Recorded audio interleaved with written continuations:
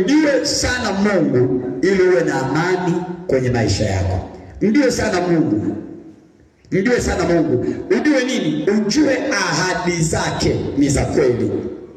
Ujue akiahidi atakuponya, atakuponya kweli. Ujue akiahidi kwamba atakuokoa, atakuokoa. Ujue akiahidi kwamba atakubariki, atakubariki. Ahadi zake anasema ni amina na kweli. Na ukizijua ahadi hizo, utakuwa na amani. Hautatembea na wasiwasi. Utajua ingawaje saa hizi sina, lakini baadaye Mungu atanipa. Ninamwamini, ninamjua niliyemwamini. Hili ndio maana lile neno kwamba ninamjua niliyemwamini. Maana yake sina wasiwasi naye. Sina wasiwasi na Mungu niliyemwamini. Najua katika kuponya anaweza kuponya. Katika kubariki anaweza kubariki.